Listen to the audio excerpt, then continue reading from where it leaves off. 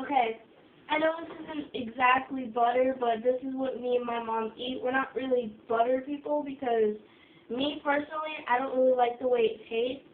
And my mom, she just prefers this one, so this is the kind we get. And this is the kind I'm going to use.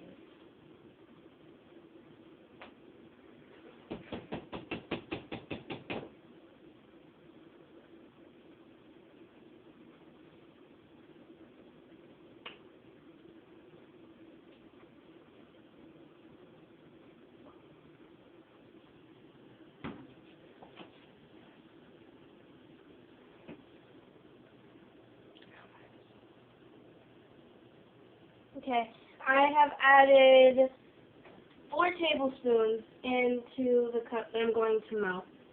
The recipe calls for 1 tablespoon melted unsalted butter plus 3 tablespoons, so 4 tablespoons.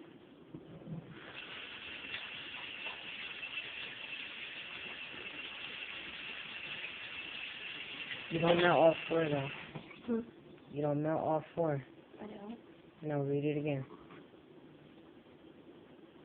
How much it says after the word melted? 1 tablespoon melted. But then it says plus 3 tablespoons.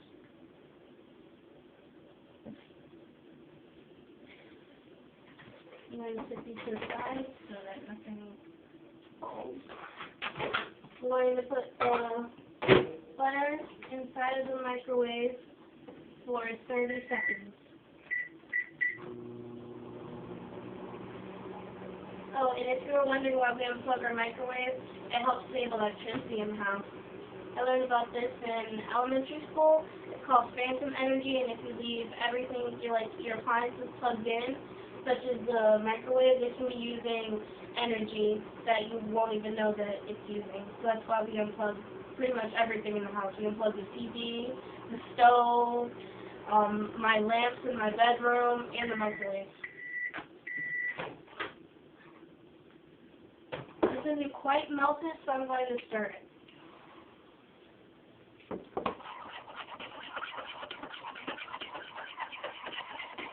Okay.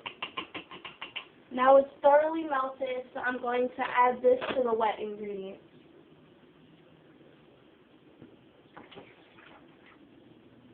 This is what my mixture looks like so far. It looks really gross. Okay.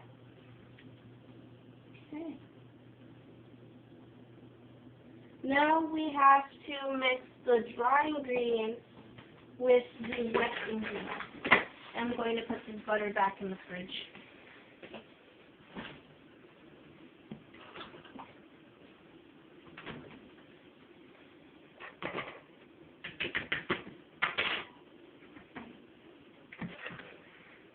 Do I have to whisk these before I put this in there?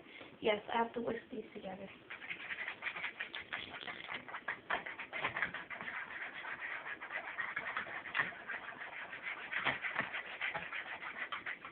The buttermilk is the most overpowering smell. I am not enjoying this. It kind of smells like rotten sour cream.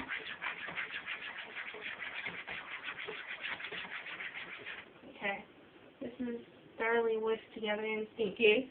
This is what it looks like.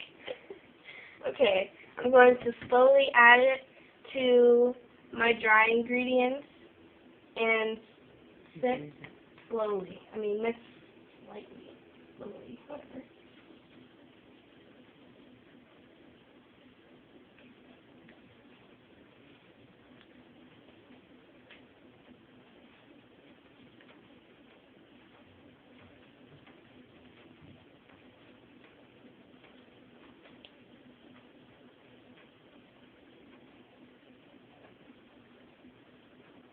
Okay, it is all mixed together, or added into the bowl, so I'm going to whisk this until there are no more lumps and I can see no more solids.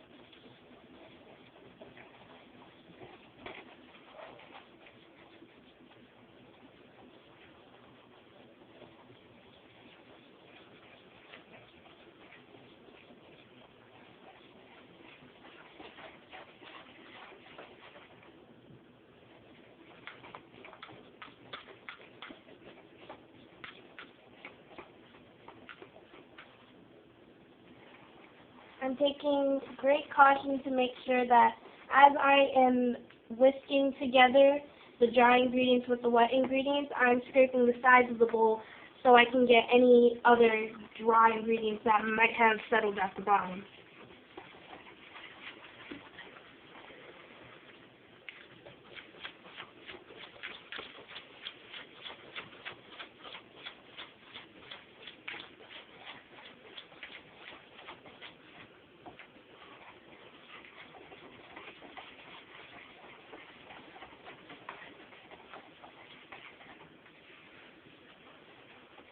Okay. Everything is thoroughly whisked together. Creamy. Doesn't smell as bad anymore. Now it kind of just smells like flour. This is what it looks like. It should be thick enough that when I hold up the whisk, it falls off, but it doesn't fall off like it's runny. It shouldn't be runny. It should be kind of thick. So I'm going to set this to the side. Alright, next. I need to cut my bananas, 3 ripe bananas, into 1/3 inch slices. So I'm going to get a cutting board and a knife.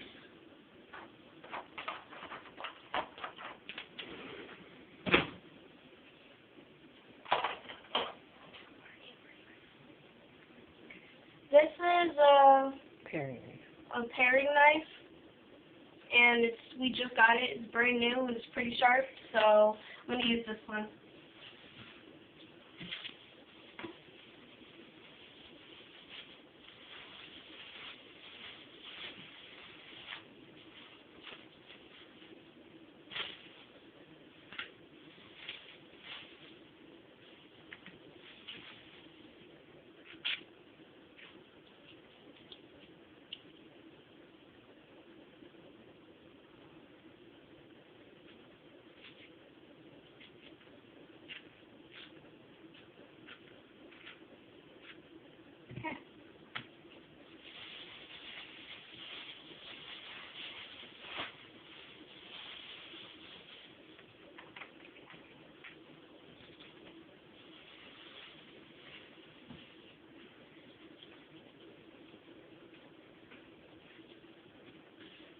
So I'm going to cut the tops off of the bananas.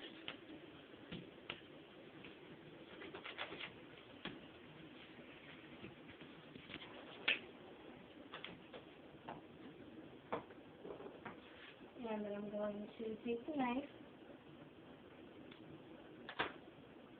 lightly pull back a piece of the skin and peel all the way down.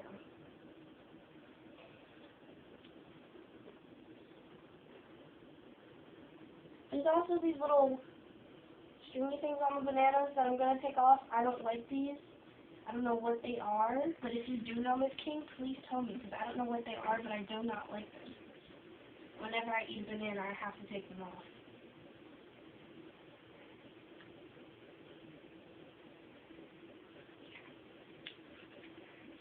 Now I'm going to do the same to my other 2 bananas.